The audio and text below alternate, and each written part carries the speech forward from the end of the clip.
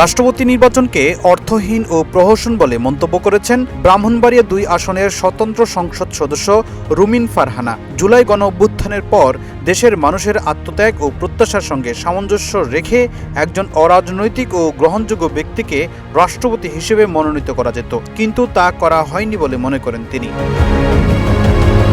রুমিন ফারহানা ছাড়াও আরও ৫ জন সংসদ সদস্য বৃহস্পতিবার জাতীয় সংসদ ভবনে অনুষ্ঠিত রাষ্ট্রপতি নির্বাচনে ভোটদান থেকে বিরত ছিলেন।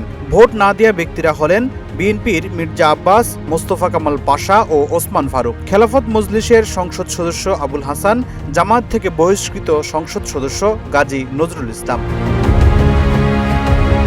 ভোট না দেওয়ার কারণ ব্যাখ্যা করে রুমিন ফারহানা বলেন, তার কাছে রাষ্ট্রপতি নির্বাচন অর্থহীন ও প্রহসন বলে মনে হয়েছে। নির্বাচনে অনিশ্চয়তা না থাকলে সেটিকে প্রকৃত নির্বাচন বলা যায় না, কারণ ফলাফল আগে থেকেই জানা ছিল।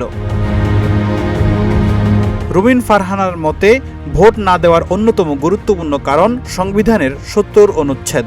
তার অভিযোগ, রাষ্ট্রপতি নির্বাচনের আগে বিএনপি দলীয় সিদ্ধান্তের বাইরে ভোট দিলে সংসদ সদস্য পদ হারানোর বিষয়টি সামনে এসেছে। এমন পরিস্থিতিতে তিনি ভোট দেওয়াকে প্রহসন হিসেবে দেখেছেন। সংবিধানের ৭০ অনুচ্ছেদ অনুযায়ী কোনো রাজনৈতিক দলের মনোনয়নে সংসদ সদস্য নির্বাচিত হওয়ার পর ওই দল থেকে পদত্যাগ করলে তার সংসদ সদস্য পদ শূন্য হবে। একইভাবে সংসদে নিজ দলের বিপক্ষে ভোট দিলেও তার সংসদ সদস্য পদ থাকবে না।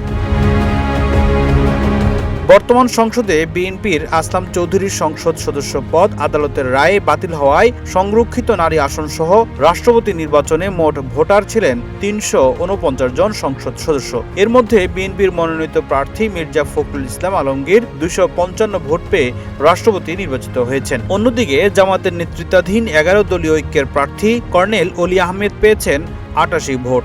৬ জন ভোটদানে বিরত ছিলেন। ফখরুল ইসলাম, ইত্তেফাক নিউজ।